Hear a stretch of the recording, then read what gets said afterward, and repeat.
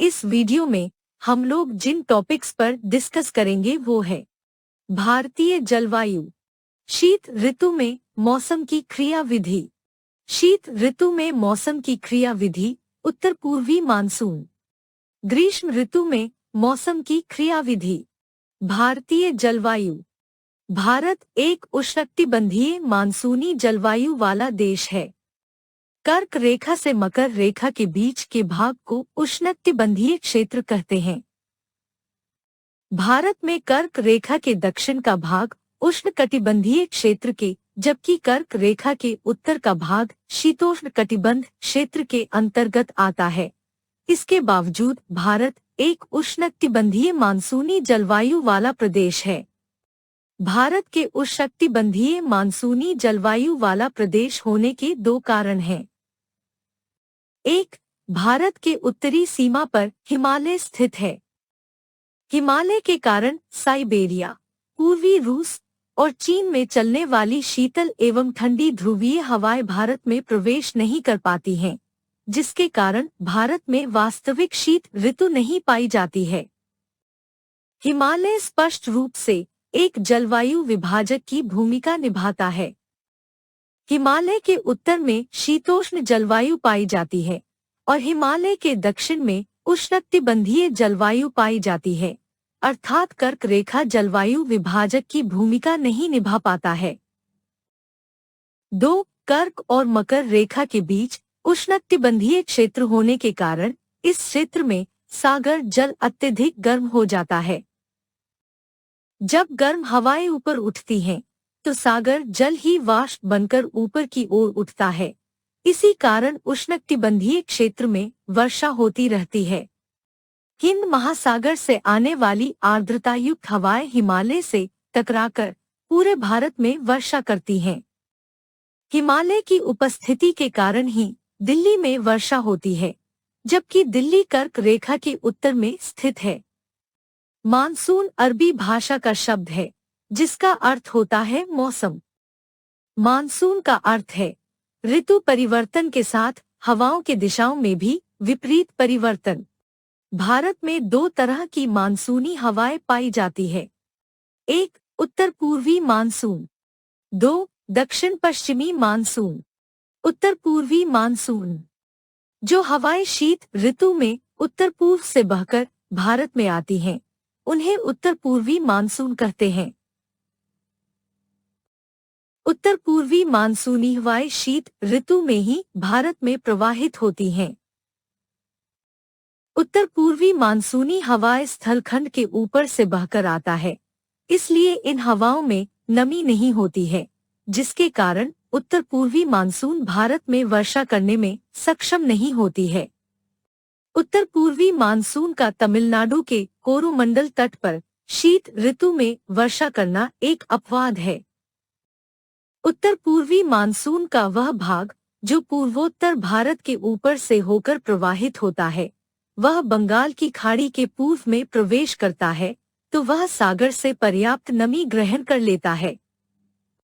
उत्तर पूर्वी मानसून की ये आर्द्रतायुक्त भारी हवाएं तमिलनाडु में पहुंचकर पूर्वी घाट से टकरा जाती हैं। यही कारण है कि तमिलनाडु के कोरोमंडल तट पर शीत ऋतु में वर्षा होती है। दक्षिण पश्चिमी मानसून।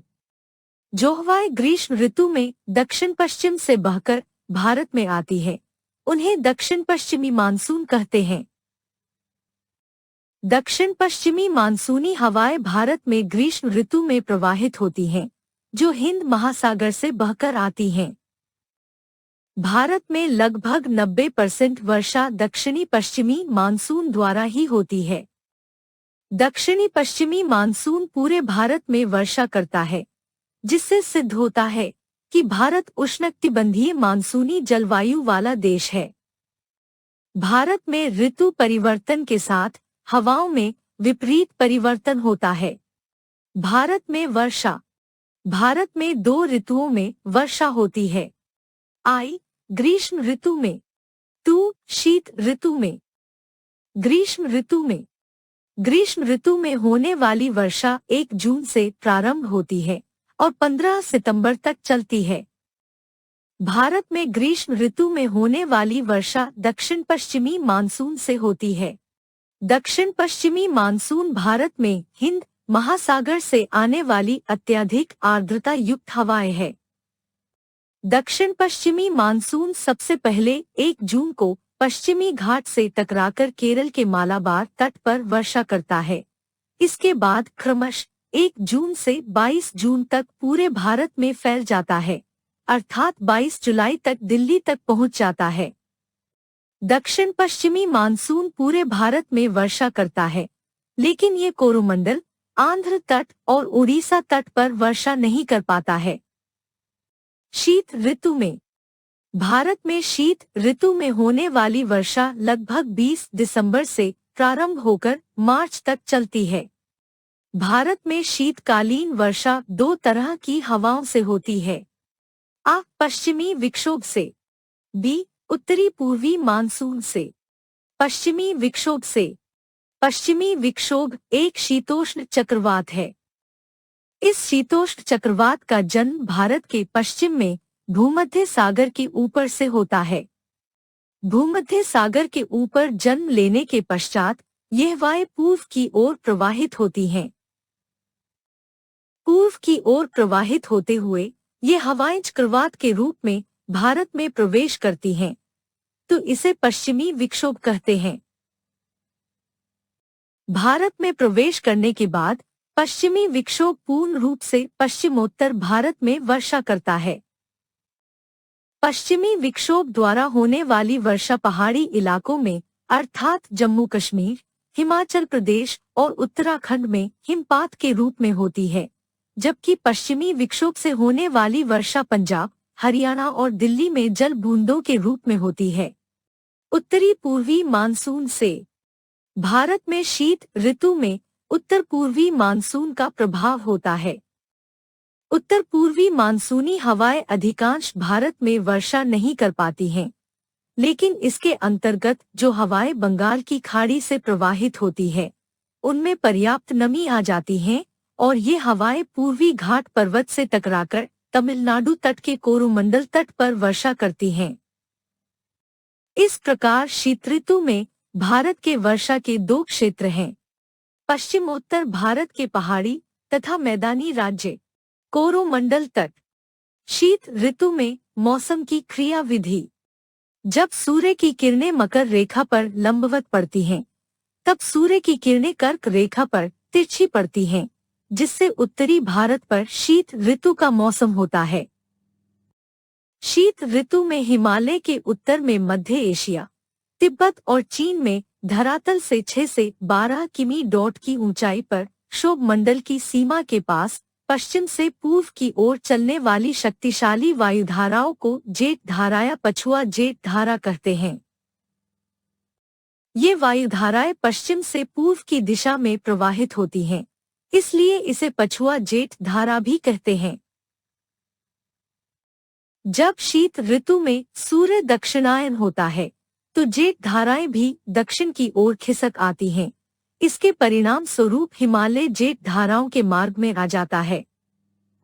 हिमालय के जेठ धाराओं के मार्ग में आने के कारण ये जेठ धाराएं 2 शाखाओं में बंट जाती हैं। आ पछुआ जेठ धाराओं की उत्तरी शाखा, बी पछुआ जेठ धाराओं की दक्षिणी शाखा। पछुआ जेठ धारा की दक्षिणी शाखा हिमालय के दक्षिण में उत्तर भारत के मैदान के ऊपर पश्चिम से पूर्व की ओर प्रवाहित होने लगती है। वास्तव में पछुआ जेठ धारा की यही दक्षिणी शाखा शीत ऋतु में उत्तर भारत के मौसम पर या उत्तर भारत के मैदान पर महत्वपूर्ण प्रभाव डालती है। पछुआ जेठ धारा की दक्षिणी शाखा अपने साथ पश्चिमी विक्षोभ को बहाकर उत्तर भारत में लाती है। पश्चिमी विक्षोभ के कारण ही उत्तर भारत में शीत ऋतु में वर्षा होती है। पश्चिमी विक्षोभ के कारण उत्तर भारत के पहाड़ी क्षेत्रों में हिमपात होता है, जबकि उत्तर भारत के मैदानी क्षेत्र में वर्षा जल बूंदों के रूप में होती है। पश्चिमी विक्षोभ। पश्चिमी विक्षोभ एक शीतोष्ण चक्रवात है। शीत ऋतु में यूरोप में भूमध्य सागर पर एक शीतोष्ण चक्रवात का जन्म होता है। यह शीतोष्ण चक्रवात जेट वायु द्वारा पश्चिम से पूर्व की ओर प्रवाहित होने लगता है। भूमध्य सागर, काला सागर और कैस्पियन सागर के ऊपर से प्रवाहित होने के कारण इस शीतोष्ण चक्रवात द्वारा नमी की एक अच्छी मात्रा ग्रहण कर ली जाती है। जब ये शीतोष्ण चक्रवात पछुआ जेट पवनों के माध्यम से भारत में प्रवेश करता है तो इसे हम पश्चिमी विक्षोभ नाम देते हैं। पश्चिमी विक्षोभ पछुआ जेट धारा द्वारा बहाकर भारत में लाई जाने वाली अत्यधिक आर्द्र हवाएं होती हैं। वास्तव में शीत ऋतु में उत्तर भारत में जो भी वर्षा प्राप्त होती है वह पश्चिमी विक्षोभ के आर्द्र हवाओं से ही प्राप्त होती है। पश्चिमी विक्षोभ द्वारा होने वाली वर्षा उत्तर भारत के पहाड़ी क्षेत्रों में अर्थात जम्मू कश्मीर, हिमाचल प्रदेश और उत्तराखंड में हिमपात के रूप में होती है, जबकि पश्चिमोत्तर भारत के मैदानी क्षेत्रों में अर्थात पंजाब, हरियाणा और दिल्ली में वर्षा जल बूंदों के रूप में होती है। पश्चिमी विक्षोभ के नाम से जानी जाने वाली शीतोष्ण चक्रवात में नमी की अच्छी खासी मात्रा होती है। इससे उत्तर भारत में पंजाब से लेकर पश्चिमी बिहार तक अच्छी वर्षा होती है। भारत में रबी की फसल के समय में पश्चिमी विक्षोभ से वर्षा होती है। पश्चिमी विक्षोभ से होने वाली वर्षा हिमालय के पहाड़ी राज्यों में सेब की फसल के लिए लाभदायक होती है, जबकि उत्तर भारत के मैदानी भागों में ये वर्षा रबी की फसल अर्थात गेहूं और जौ आदि के लिए लाभदायक होती है। शीत ऋतु में पश्चिमी विक्षोभ के कारण ही हिमालय की चोटियों पर हिमपात होता है। यही कारण है कि हिमालय की नदियों में जल की मात्रा में ग्रीष्म ऋतु में भी कमी नहीं आती है, क्योंकि ग्रीष्म ऋतु में हिमालय पर जमी बर्फ पिघलने लगती है। बर्फ के पिघलने के कारण हिमालयी नदियों में जल की पर्याप्त मात्रा बनी रहती है। शीत ऋतु में मौसम की क्रिया विधि उत्तर पूर्वी मानसून। भारत में शीत ऋतु में केवल पश्चिमी विक्षोभ से ही वर्षा नहीं होती, बल्कि उत्तर पूर्वी मानसून से भी भारत में वर्षा होती है। जहां पश्चिमी विक्षोभ से उत्तरी भारत में पहाड़ी तथा मैदानी इलाकों में वर्षा होती है, वहीं उत्तरी पूर्वी मानसून से तमिलनाडु के कोरोमंडल तट पर वर्षा प्राप्त होती है। विषुवत रेखा पर वर्ष भर सूर्य की किरणें लंबवत चमकती हैं। इसके कारण विषुवत रेखा पर स्थल का तापमान उच्च हो जाता है।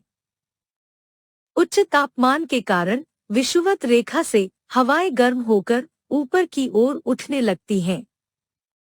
ये चक्र वर्ष भर चलता रहता है। इसके कारण विषुवत रेखा पर वर्ष भर वायुमंडल में निम्न दाब का क्षेत्र बना रहता है। विषुवत रेखी निम्न दाब के क्षेत्र को भरने के लिए दोनों गोलार्धों 35 डिग्री दक्षिणी अक्षांश तथा 35 डिग्री उत्तरी अक्षांशों से विषुवत रेखा की तरफ हवाएं चलने लगती हैं। इन विषुवत रेखीय हवाओं को हम व्यापारिक पवन कहते हैं। व्यापारिक पवनें दोनों गोलार्धों उत्तरी तथा दक्षिणी में 35 डिग्री अक्षांश से लेकर 0 डिग्री अक्षांश अर्थात विषुवत रेखा तक प्रवाहित होती है। जब व्यापारिक पवनें 35 डिग्री अक्षांश से विषुवत रेखा की ओर प्रवाहित होती हैं, तो ये पवनें सीधे विषुवत रेखा की ओर न जाकर पश्चिम की दिशा में मुड़ जाती हैं। फेरल के नियमानुसार उत्तरी गोलार्ध में हवाएं अपनी दाईं ओर और दक्षिणी गोलार्ध में अपनी बाईं ओर मुड़ जाती हैं। इसका परिणाम यह होता है कि दोनों गोलार्धों में व्यापारिक पवनें पश्चिम की ओर मुड़ जाती हैं। इसके परिणाम स्वरूप उत्तरी गोलार्ध में व्यापारिक पवनों की दिशा उत्तर पूर्व से दक्षिण पश्चिम हो जाती है और दक्षिणी गोलार्ध में व्यापारिक पवनों की दिशा दक्षिण पूर्व से उत्तर पश्चिम की ओर हो जाती है। इसलिए इन व्यापारिक पवनों को उत्तरी गोलार्ध में उत्तर पूर्वी व्यापारिक पवन और दक्षिणी गोलार्ध में दक्षिणी पूर्वी व्यापारिक पवन कहते हैं। विषुवत रेखा पर वर्ष भर दोनों गोलार्धों उत्तरी तथा दक्षिणी से हवाएं आपस में टकराकर ऊपर की ओर उठ जाती हैं। इसलिए इस क्षेत्र को अंत उष्णकटिबंधीय अभिसरण क्षेत्र इंटरट्रॉपिकल कॉन्वर्जेंस जोन ITCZ कहते हैं। विषुवत रेखा की अधिकतम तापमान की पेटियंत उष्णकटिबंधीय अभिसरण क्षेत्र इंटरट्रॉपिकल कॉन्वर्जेंस जोन ITCZ को कहते हैं। सूर्य की लंबवत किरणें वर्ष भर कर्क और मकर रेखाओं के बीच विचलन करती रहती हैं, अर्थात सूर्य उत्तरायण और दक्षिणायन होता रहता है। सूर्य के उत्तरायण और दक्षिणायन होने के कारण अंत उष्णकटिबंधीय अभिसरण क्षेत्र ITCZ भी उत्तरायण और दक्षिणायन होता रहता है।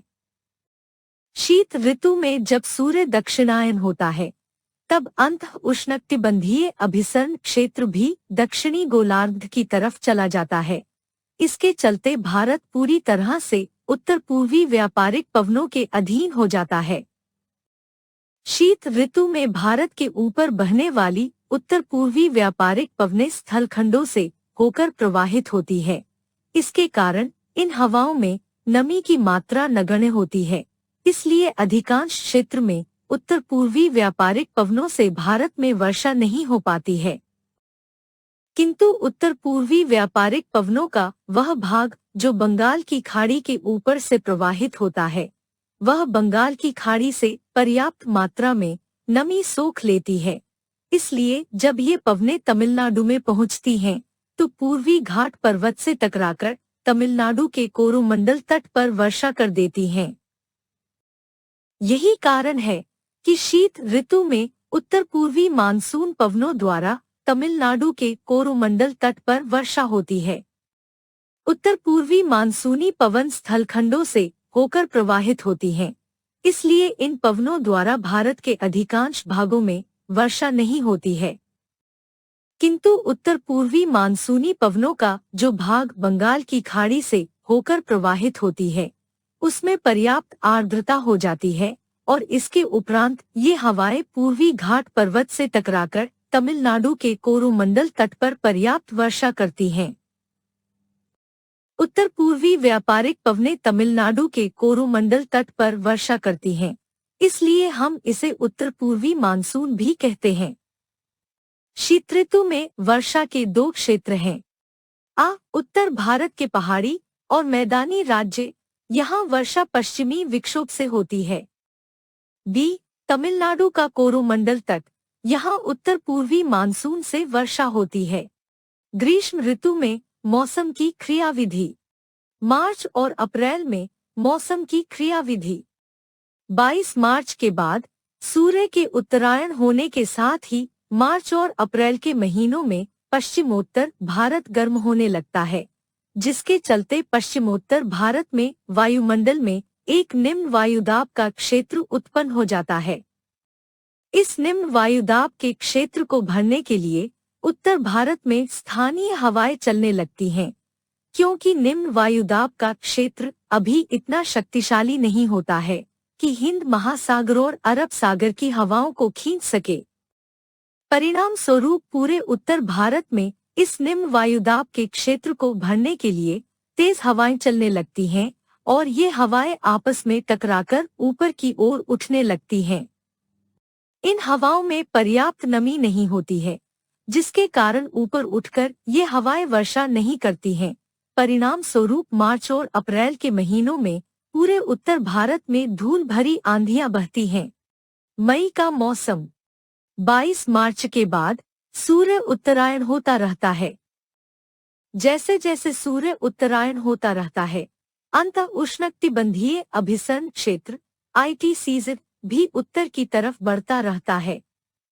मई महीने के पहले सप्ताह में अंत उष्णकटिबंधीय अभिसरण क्षेत्र ITCZ भारतीय उपमहाद्वीप के दक्षिणी छोर पर प्रवेश कर जाता है, जिसके कारण दक्षिण भारत में हवाएं निम्न वायुदाब लो प्रेशर की ओर आकर्षित होती हैं और ये हवाएं आपस में टकराकर ऊपर उठती हैं, जिसके परिणाम स्वरूप दक्षिण भारत में वर्षा होती है। अरब सागर तथा बंगाल की खाड़ी बहुत नजदीक होने के कारण वायुमंडल में नमी की मात्रा अपेक्षाकृत अधिक होती है। यही कारण है कि अंत उष्णकटिबंधीय अभिसरण क्षेत्र ITCZ से हवाएं टकराकर ऊपर उठती हैं और दक्षिण भारत में वर्षा करती हैं। ये वास्तव में मानसूनी वर्षा नहीं होती हैं। इसे हम मानसून पूर्व फव्वार कहते हैं। मानसून पूर्व फव्वार मुख्य रूप से केरल, कर्नाटक और तमिलनाडु राज्यों की विशेषता है। अलग अलग राज्यों में मानसून पूर्व फव्वार को अलग अलग नामों से जाना जाता है, क्योंकि मानसून से पहले होने वाली वर्षा इन राज्यों में फसलों के लिए लाभदायक होती है। केरल में इसे फूलों वाली वर्षा और आम्र वर्षा कहते हैं, क्योंकि इस समय आम की फसल के लिए यह वर्षा उपयोगी होती है। कर्नाटक में मानसून पूर्व फव्वार को कॉफी वर्षातथा चेरी ब्लॉसम भी कहते हैं। अंत उष्णकटिबंधीय अभिसरण क्षेत्र ITCZ लगातार उत्तर की ओर खिसकता है और मई महीने के अंत में अंत उष्णकटिबंधीय अभिसरण क्षेत्र ITCZ जब कर्क रेखा के आसपास पहुंच जाता है तो पश्चिम बंगाल मौसमी हलचल का केंद्र बन जाता है। इस समय पश्चिम बंगाल में बहुत तेज धूल भरी आंधियां चलती हैं और यदि वायु में नमी की मात्रा होती है तो पश्चिम बंगाल में भारी मात्रा में वर्षा होती है। पश्चिम बंगाल में मई महीने के अंत में आने वाली इन तेज तूफानों से बहुत ज्यादा विनाश होता है। इसके चलते यहाँ पर भारी मात्रा में नुकसान होता है, इसलिए हम इस तूफान को काल वैशाखी कहते हैं। जून का महीना। सूर्य की लंबवत किरणें कर्क रेखा पर 21 जून को पहुंचती हैं, लेकिन 1 जून आते आते अंत उष्णकटिबंधीय अभिसरण क्षेत्र ITCZ अपने आप को पश्चिमोत्तर भारत में स्थापित कर लेता है, जिसके चलते पश्चिमोत्तर भारत में निम्न वायुदाब का केंद्र और अधिक शक्तिशाली हो जाता है। पश्चिमोत्तर भारत में विकसित यह निम्न वायुदाब का केंद्र आसपास की हवाओं को और अधिक शक्ति से आकर्षित करता है, जिसके चलते मई महीने के अंत और जून महीने के प्रारंभ में पूरे उत्तर भारत में बहुत गर्म हवाएं चलती हैं और इन गर्म हवाओं को रूखते हैं। लू नामक गर्म एवं शुष्क हवाएं केवल उत्तर भारत में चलती हैं। इनका संबंध दक्षिण भारत से बिल्कुल नहीं है। लू अत्यधिक गर्म और शुष्क वायु है, इसमें नमी की मात्रा बिल्कुल नहीं होती है। यही कारण है कि ये हवाएं स्वास्थ्य के लिए अत्यधिक हानिकारक होती हैं। जब पश्चिमोत्तर भारत में विकसित अंत उष्णकटिबंधीय अभिसरण क्षेत्र ITCZ 1 जून के आसपास बहुत अधिक शक्तिशाली हो जाती है, तो ये हिंद महासागर की आर्द्रता वाली हवाओं को खींच लेती हैं। भारत में हिंद महासागर से आने वाली हवाएं दक्षिण पश्चिम दिशा से प्रवाहित होकर आती हैं, इसलिए इन्हें हम दक्षिणी पश्चिमी मानसून भी कहते हैं। भारत में 90% वर्षा इसी दक्षिणी पश्चिमी मानसून से ही होती है। दक्षिणी पश्चिमी मानसून भारत में प्रवेश करते ही सबसे पहले पश्चिमी घाट पर्वत से टकराकर केरल के मालाबार तट पर 1 जून को वर्षा करती हैं। इसके बाद दक्षिणी पश्चिमी मानसून से क्रमशः उत्तर में हिमालय और पश्चिम में दिल्ली तक वर्षा होती है। अंत उष्णकटिबंधीय अभिसरण क्षेत्र ITCZ को विषुवत रेखीय निम्न दाब द्रोणी या मानसूनी निम्न दाब द्रोणी भी कहते हैं। Top of form, Facebook, Twitter, Reddit,